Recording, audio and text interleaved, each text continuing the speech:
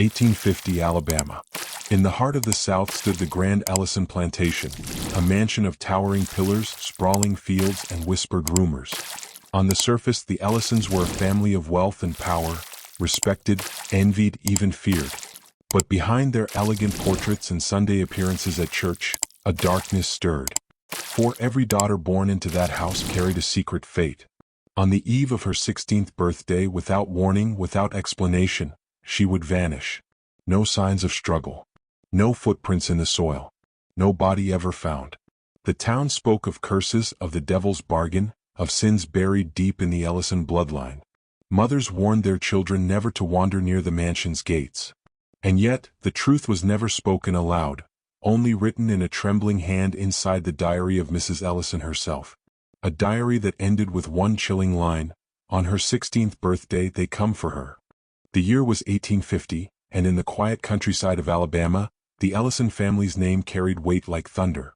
To some, it was a name of wealth and prestige.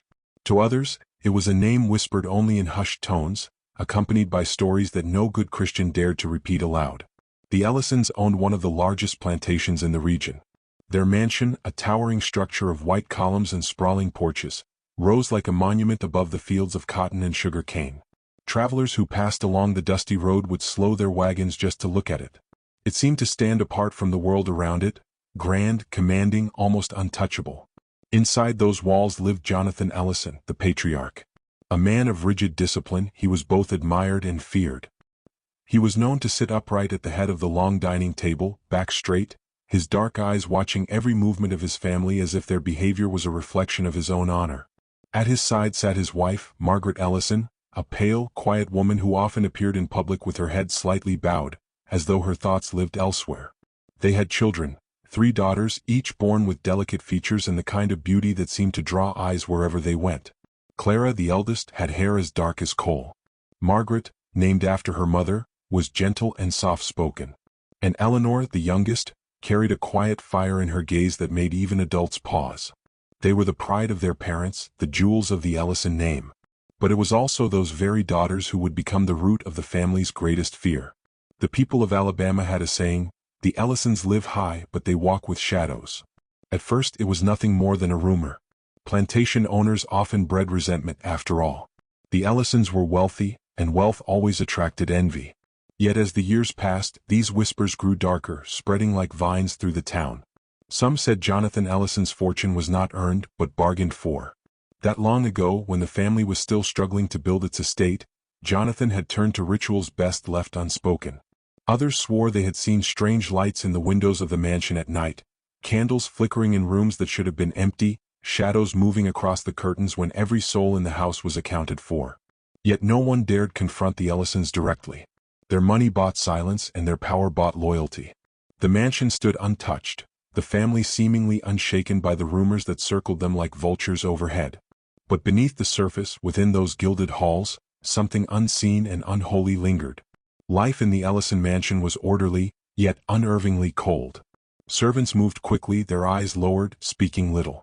Guests who visited often remarked that the house felt strangely still, as if the air inside carried weight, thick with something unspoken. Jonathan Ellison demanded perfection from his family. His daughters were taught the piano, embroidery, French, and the art of polite conversation. Their laughter was rarely heard outside the drawing room, and when it was, it carried an edge, as though joy itself was something restrained, allowed only in careful doses. Margaret Ellison, the mother, filled her diaries with lines of worry. She would sit by candlelight late into the night, scratching words onto paper in her fine, trembling hand. Much of it was mundane, lists of chores, reminders of church gatherings, but threaded through those pages were notes that seemed almost frantic. "The house grows colder each year. I hear whispers when I am alone. The girls, they must be protected." No one outside the family ever saw these entries, not until years later when the house stood empty and ruined. In town, the Ellisons maintained their image. They attended church every Sunday, their daughters dressed in white lace, sitting in the front pew with perfect posture. People admired their discipline, even as they shivered when Jonathan's dark eyes passed over them. The daughters seemed delicate and untouchable, like porcelain dolls perched in a cabinet, watched but never touched. Still, there were those who whispered that the Ellisons had enemies not of this earth. The family's rise had been too swift, their fortune too great. And the price, if such stories were to be believed, was something that could not be measured in gold or land. Children dared each other to walk past the mansion's gates at night. Some claimed they saw faces peering from the upstairs windows, even when the house was supposed to be dark. One boy swore he heard the sound of a girl crying from behind the shutters. His friends laughed, but he never walked near the Ellison property again. It was in this uneasy atmosphere that Clara Ellison, the eldest daughter, grew closer to her 16th birthday. Preparations for the event were grand. Jonathan insisted on nothing less than a celebration that would remind the town of the Ellison family's prominence. Invitations were written in ink so dark it seemed to bleed into the paper.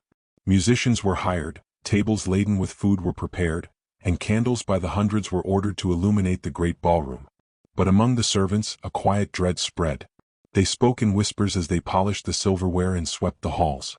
Some muttered that the Ellisons should not be celebrating, because 16 was not a milestone in that house. It was a warning. When a maid refused to work the night of the party, she was dismissed immediately.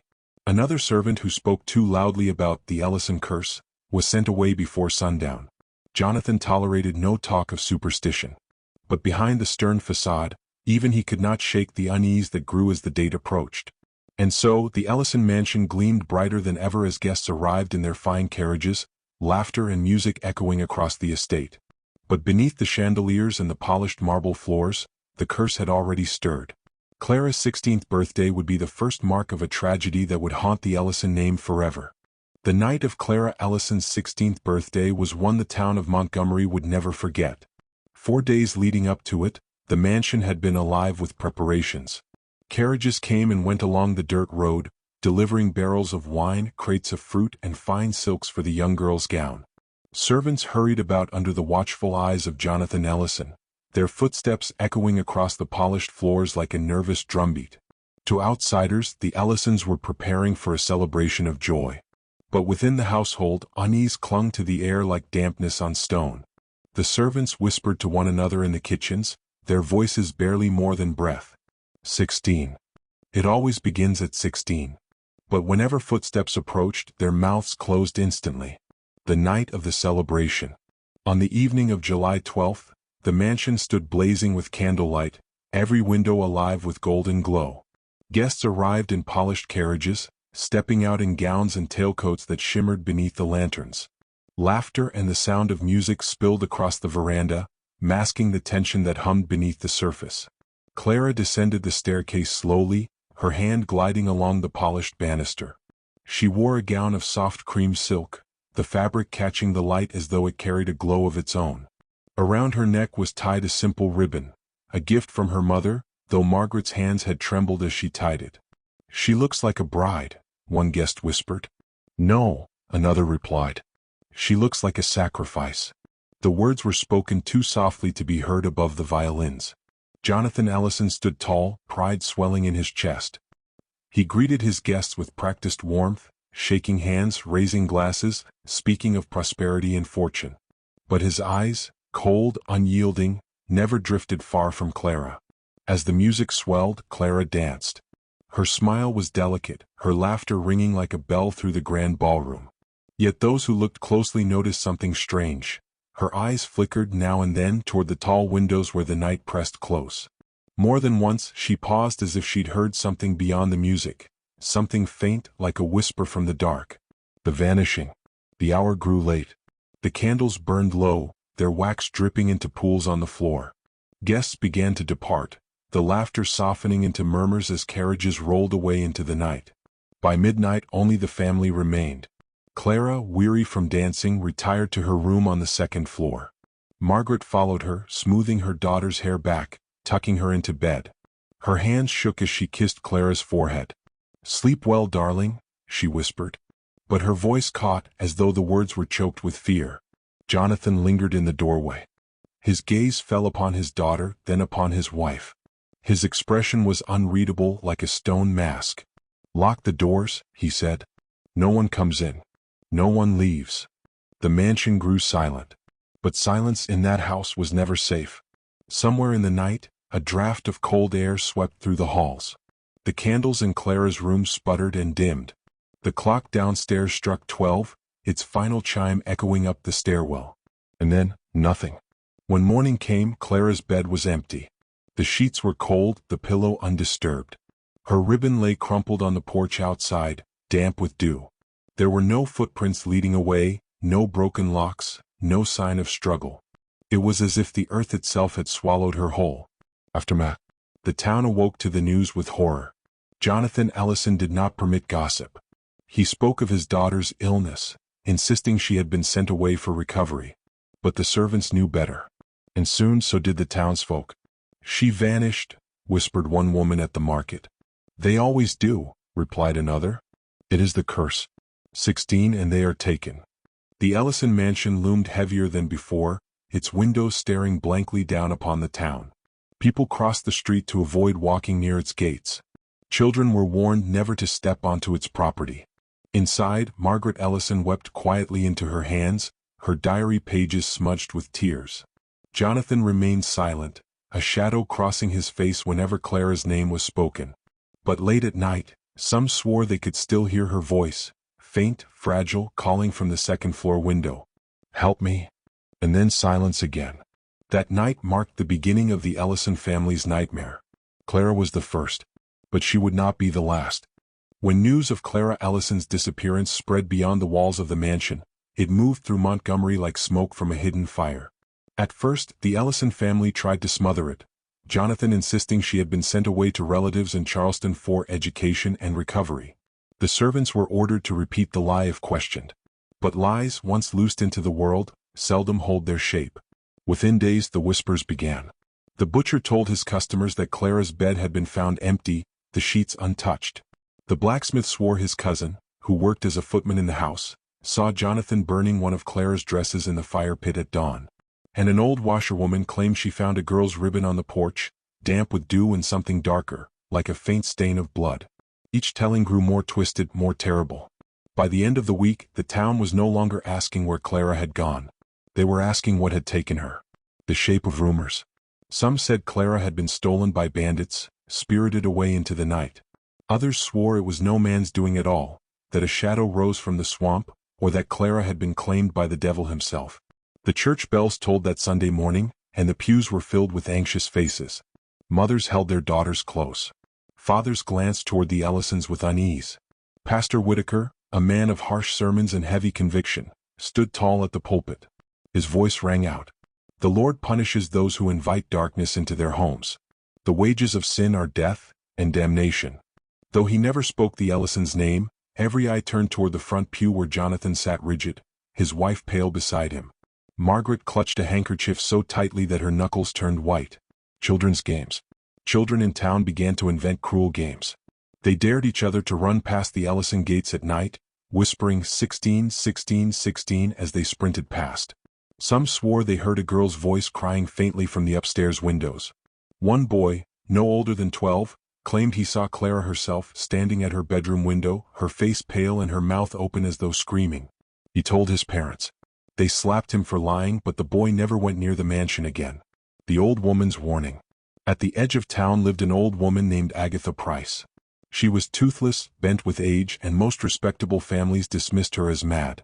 But Agatha's voice carried weight among the poor and superstitious. When she spoke of the Ellisons, people listened. "Their blood is cursed," she croaked to anyone who would hear. "The man of that house made a bargain long ago. He gave the earth his promise, and the earth will take its payment." When asked what she meant, she would only mutter, 16 years, 16 candles, 16 steps to the grave. Fear in the air. As summer deepened, the Ellison estate grew quieter. The carriages no longer came and went. The laughter that once spilled from the ballroom was gone. Even the fields seemed stiller, the air heavy with something unseen.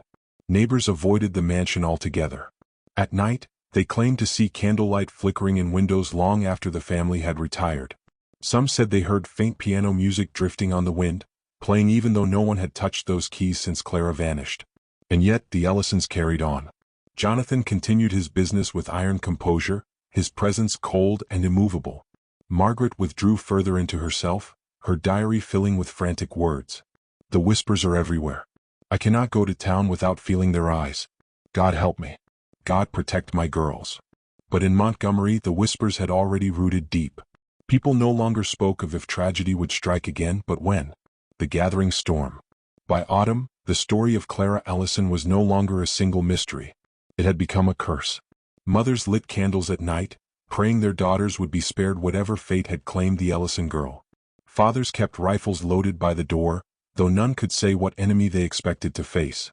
The Ellisons themselves remained locked behind their iron gates, their wealth and power no longer a shield but a prison. And somewhere in the heart of the town, someone whispered the words that would haunt Montgomery for generations. Every Ellison daughter will vanish on her 16th birthday. Clara was only the first. 2 years passed after Clara's disappearance, yet the Ellison mansion never escaped the shadow she left behind. The iron gates remained closed more often than open, the gardens overgrown, the laughter of the sisters gone. Only one daughter's voice still carried through the halls now, Margaret Ellison, the second-born, bright and gentle, who everyone in town said reminded them most of Clara. But there was something different in the air as Margaret's 16th birthday approached. It was as if the town itself held its breath. The waiting. In Montgomery, mothers whispered to one another in the marketplace. "She's next, it will take her too." Fathers crossed themselves in silence, refusing to let their daughters play outside after sundown. Even the church bell seemed to toll heavier each morning, as if counting down to something inevitable. Inside the mansion, Margaret's mother grew restless. She tried to pretend this birthday would be like any other, preparing a dress of pale blue satin, instructing the servants to bake a cake glazed with sugar and almonds, and even arranging for a small gathering of relatives. But her diary from those days tells another story. One entry, dated March 15, 1852, reads, "The curse draws nearer. My child grows pale at night, her dreams filled with shadows. She tells me she hears her sister's voice calling from the orchard. Jonathan forbids me from speaking of such things, but I know something is waiting." The birthday night. March 20th arrived. Margaret Ellison turned 16. The mansion was dimly lit with oil lamps. The guests sang softly, their voices strained, though no one would admit their unease. Margaret sat at the head of the table, her cheeks flushed with nervous joy, her mother's hand trembling in hers. Jonathan raised a glass of brandy, his voice iron hard. "To my daughter Margaret, who brings light to this house. May God bless her for many years." But when the candles were blown out, the room fell into an unnatural stillness. Some swore the flames sputtered too suddenly, as though snuffed out by something unseen. That night, Margaret kissed her mother's cheek, retired to her bedroom, and was never seen again. The discovery. At dawn, the servants found her bed empty. The covers were untouched. The window stood open, though the iron latch had not been broken. On the wooden floor, faint muddy footprints led away from the bed, bare, small, childlike, but they stopped halfway across the room as if the figure who left them had simply vanished. Her dress, the blue satin gown from the night before, was discovered days later in the orchard, neatly folded on a tree stump. The fabric smelled faintly of smoke and pond water. No body, no blood, no sign of struggle, only absence, the town's terror. When the news spread, the town no longer spoke in whispers. Fear became open, raw, and uncontainable. 2 daughters gone at 16, the butcher told his wife, slamming his cleaver into the chopping block. "No man can hide coincidence that long." "The devil walks with them," hissed Agatha Price, the old woman who had long warned of the family's curse. "Mark my words, every daughter will be taken. And God himself won't stop it." At church, Pastor Whitaker abandoned metaphor. His sermon thundered. The Ellisons have sinned. Their pride, their vanity, their dealings in secret places, this is their punishment. Keep your daughters away from them, for their curse is contagious. Families stopped sending invitations. Children stopped daring one another near the Ellison gates. The mansion, once a proud estate, became a mark of dread. The Ellisons' fracture. Jonathan Ellison grew colder, more furious, striking down any servant who spoke Clara or Margaret's names aloud. He poured his efforts into sealing the house. Iron locks, nailed windows, even hiring guards to patrol the grounds at night. But Margaret's mother withered like a flower left in winter. Her diary entries became frantic, her handwriting jagged. "I heard singing in the orchard last night, Clara's voice, and now Margaret's too. The trees move though there is no wind. Jonathan says I am weak of mind, but I know they are calling me next." The younger sisters, still children, huddled together at night, their eyes wide, their prayers whispered into the dark. The house was no longer a home. It was a waiting tomb. A curse carved in stone. By the year's end, the Ellisons had buried no daughter, yet lost 2. The town began to carve their story into rumor, each telling more terrible than the last. Some claimed Jonathan had bargained with a spirit for wealth, offering his daughters in return. Others whispered that a well behind the house demanded blood every 16 years. A few swore that the girls themselves walked willingly into the swamp, guided by a pale woman dressed in black. Whatever the truth, one thing became certain in Montgomery. The Ellison family was cursed. And the curse was far from finished. The loss of a second daughter shattered whatever silence Montgomery had clung to. Clara could be dismissed as tragedy. Margaret could not. 2 daughters, gone at 16 under one roof, it was no longer chance. It was a reckoning. And in a God-fearing town, reckonings were explained only one way: sin. The pulpit of fire. The Sunday after Margaret vanished, the church overflowed. Families who rarely came filled the pews, clutching their daughters close, casting nervous glances at the Ellison family as they sat in the front row. Jonathan sat stiff, his jaw tight, while his wife trembled at his side. Pastor Whitaker stood taller than ever, his hands gripping the pulpit as though he held back the very flames of hell. His voice thundered across the sanctuary. "Brothers and sisters, we live among cursed blood. Twice the Lord has shown us his wrath. Twice he has taken the fruit of Jonathan Ellison's pride. And if this house does not repent, the punishment will not cease, it will grow." The congregation stirred, heads nodding, whispers rising. Mothers shielded their daughters' faces with their hands. A baby cried as though feeling the weight of the words. Whitaker slammed his hand upon the Bible. "The wages of sin are death. The Ellisons have dealings in shadow. They are unclean, and their curse will poison us all if we do not cut it out like rot from the tree." His words fell heavy as iron, and from that day forward, Montgomery was no longer divided between belief and doubt. The town believed. The turning of neighbors. Shops refused to serve the Ellisons. The seamstress returned Margaret's half-finished dresses, her hands shaking as she shoved them into a servant's arms. The grocer locked his doors when the Ellison carriage pulled up. Children were forbidden from playing near the mansion gates. Some cried, insisting they'd seen 2 pale figures standing at the upstairs windows, Clara and Margaret side by side. Others whispered of faint voices drifting through the orchard at night, chanting 16, 16, 16. The mansion, once the pride of Montgomery, was now avoided like plague ground. The pastor's visit. One evening, as storm clouds gathered, Pastor Whitaker himself came to the Ellison estate. He did not arrive alone. 5 men from the congregation followed him. Farmers, blacksmiths, men with hard hands and sharper fears. Jonathan received them in the drawing room, the fire throwing long shadows across the walls. Whitaker's eyes burned as he spoke. "You must confess, Jonathan. There is rot in this house. If you have struck a bargain, if you have called something into this world, it must be cast out. Repent before God. Repent before another daughter is lost." Jonathan's voice was like cold steel. "My family will not be shamed by superstition. My daughters are missing, not damned. Leave my house, pastor, and take your mob with you." Whitaker leaned closer, his whisper sharper than his shout. "You think this curse can be hidden behind iron gates? God sees, Jonathan. And the devil takes his due. You cannot keep the third." Jonathan's hand went to the pistol at his side. The men behind Whitaker tensed, but the pastor did not flinch.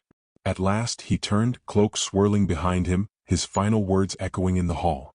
"When the next clock strikes 16, you will see the truth. And the whole town will know."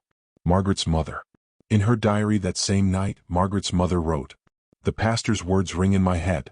I begged Jonathan to listen, but he silenced me. The house groans with things unseen.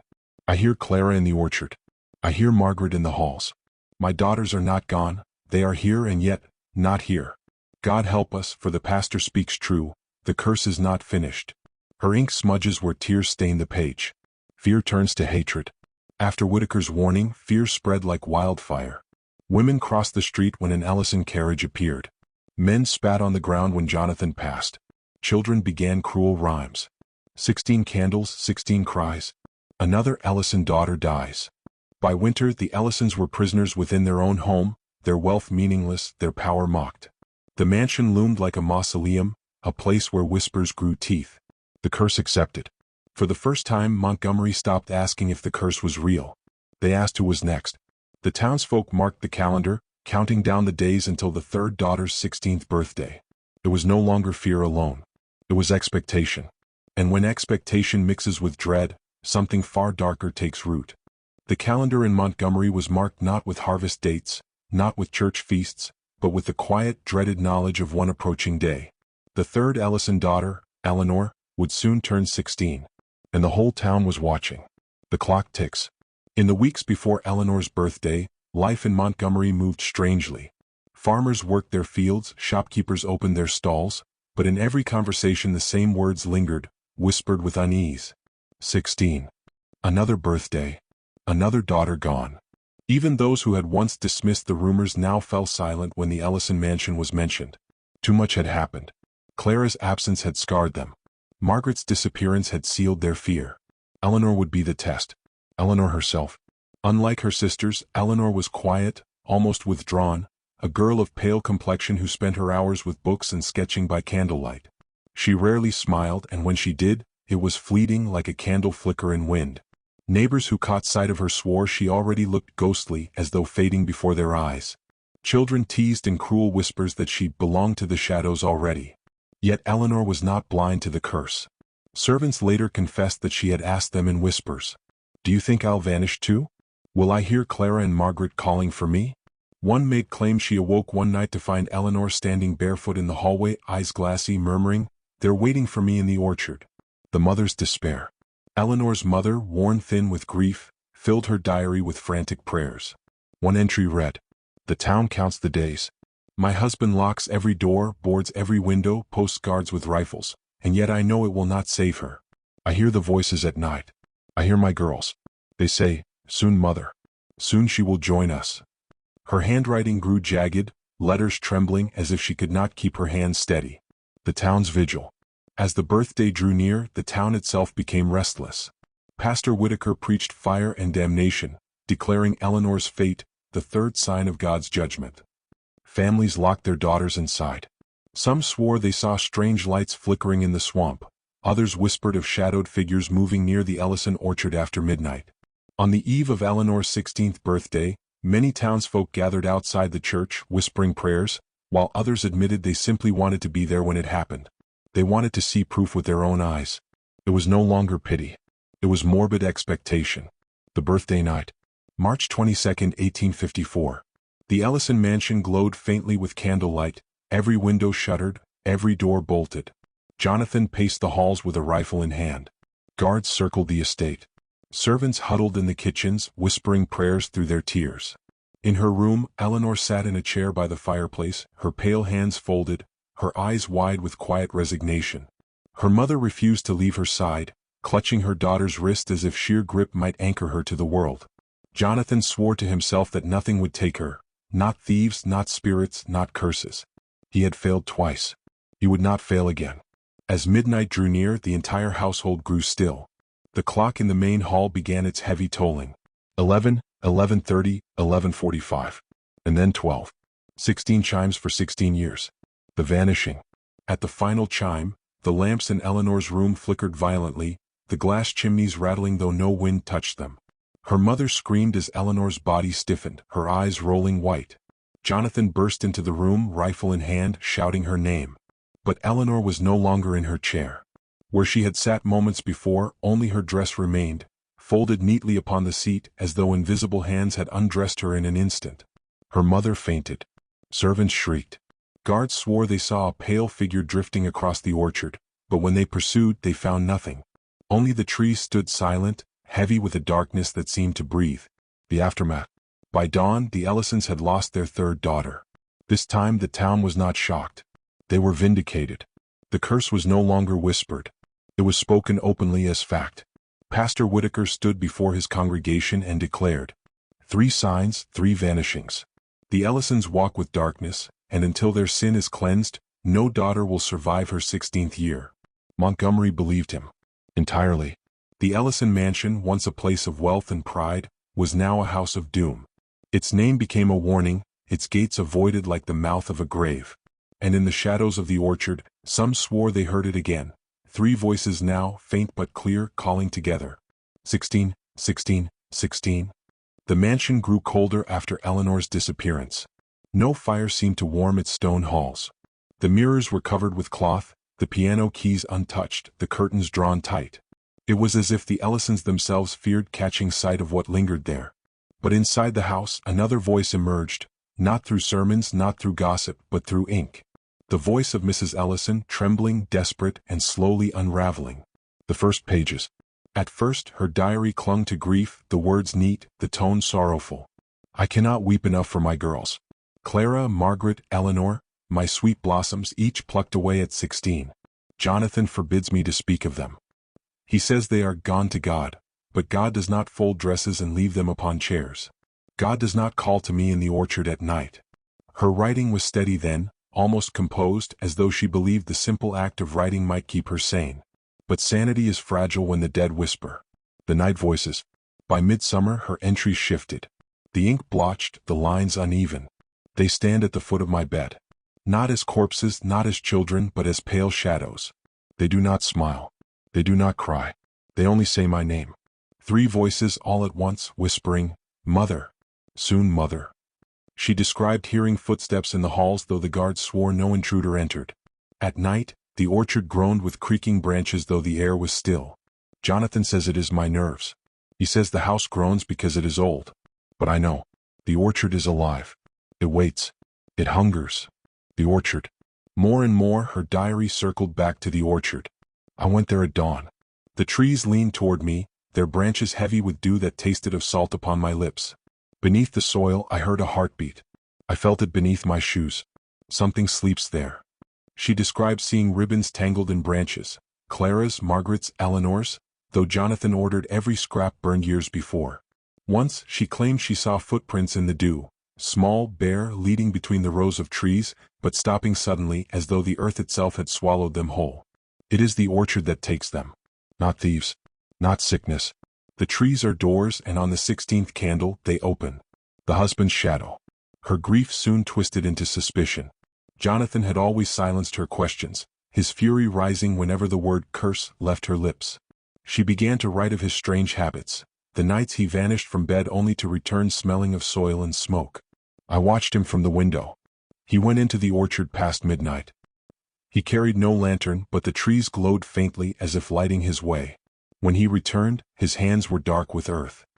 He would not meet my eyes. Another entry. I asked him if he made a bargain. His face changed.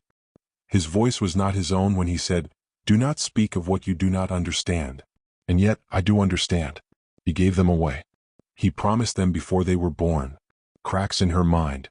The later entries became frantic, the handwriting jagged, whole sentences underlined again and again. The town says we are cursed. They do not know. Curses do not happen without cause. Bargains make curses. Jonathan struck the bargain. They do not forgive me. My daughters want me to. When I light the candles, they flicker blue. When I pray, the prayers choke in my throat. God does not hear this house. One final page bore words so smeared with ink and tears they were almost illegible. The orchard will not wait. It calls to me. I hear Clara's laugh, Margaret's song, Eleanor's breath. I go to them. If these pages are found, know this. Jonathan Ellison damned us all. The last line trailed off mid-sentence, the quill scratching deep into the paper. No entry followed. Found and hidden. That diary would never be read in her lifetime. Jonathan discovered it beneath her pillow, tore out whole pages, and locked the book away in his study. But servants whispered. They said her cries echoed through the house long after. Some swore she wandered the orchard in her nightgown at dawn, her eyes glassy, her hands reaching as though for invisible children. And then she too vanished. No body was buried. No grave was dug. Only her diary remained, its last words a confession of bargains, blood, and an orchard that never stopped hungering. The mansion grew colder after Eleanor's disappearance. No fire seemed to warm its stone halls. The mirrors were covered with cloth, the piano keys untouched, the curtains drawn tight. It was as if the Ellisons themselves feared catching sight of what lingered there. But inside the house, another voice emerged, not through sermons, not through gossip, but through ink. The voice of Mrs. Ellison, trembling, desperate, and slowly unraveling. The first pages. At first, her diary clung to grief, the words neat, the tone sorrowful. I cannot weep enough for my girls.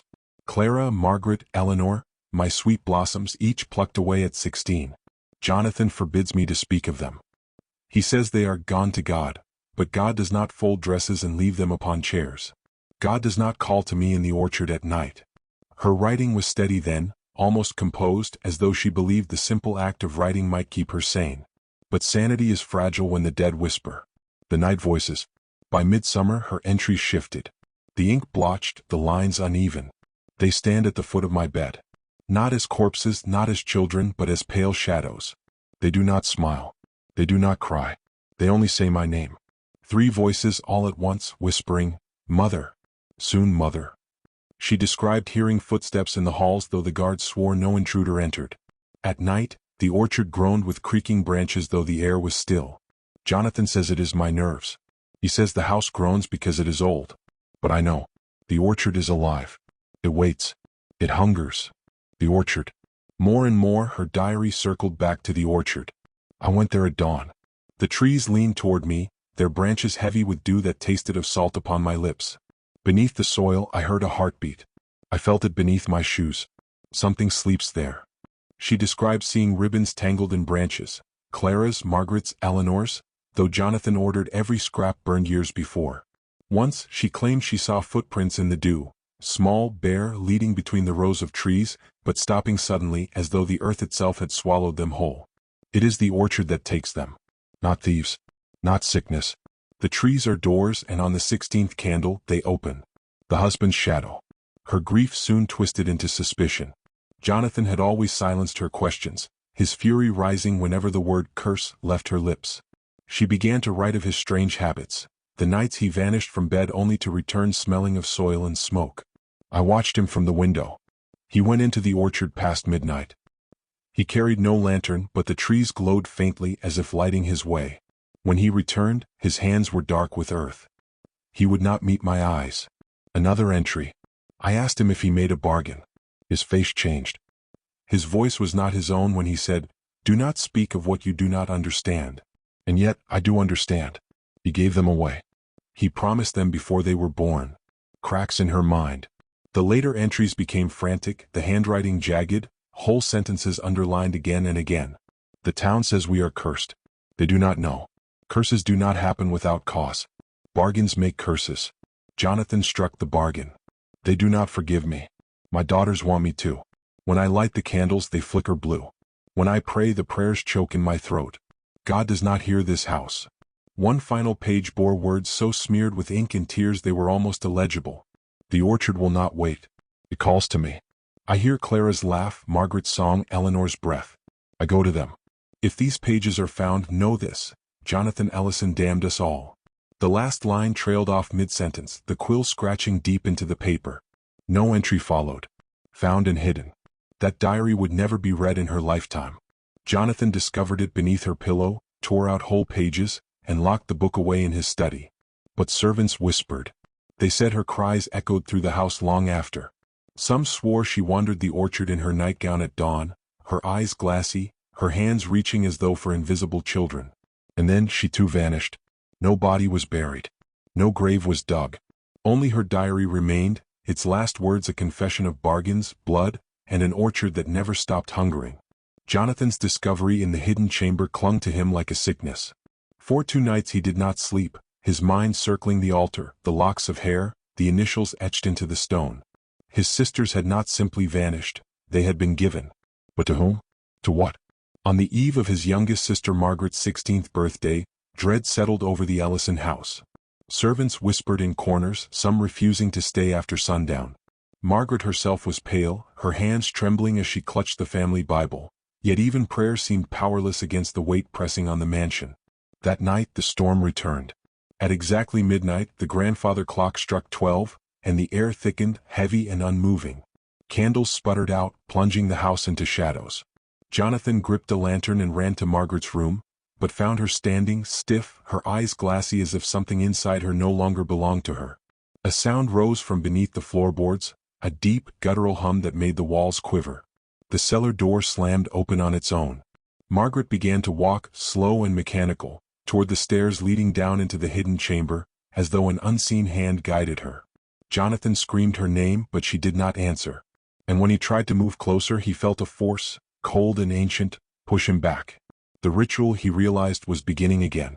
The curse demanded another daughter. But this time Jonathan swore he would not let the house take her. Even if it meant facing the very thing that had fed on the Ellisons for generations.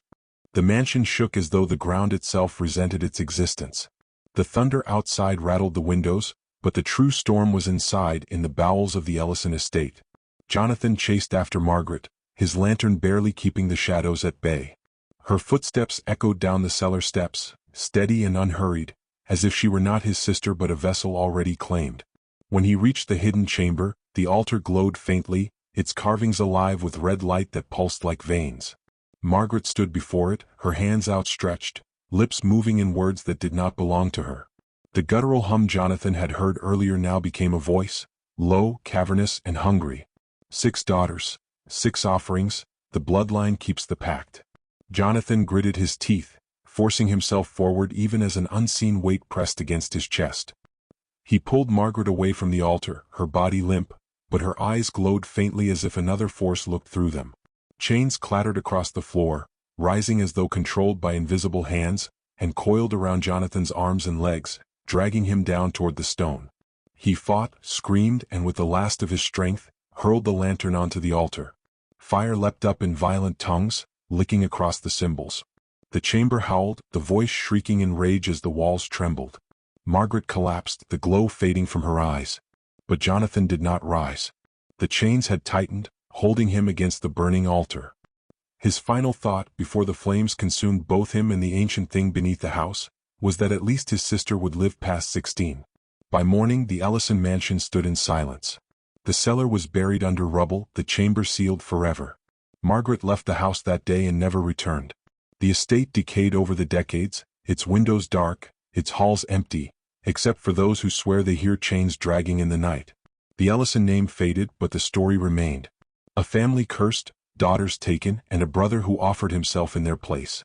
The house still stands in Alabama, abandoned, watching, waiting. And those who linger too close on stormy nights say they can hear a whisper rising from beneath the ground. The pact was broken, but the hunger endures.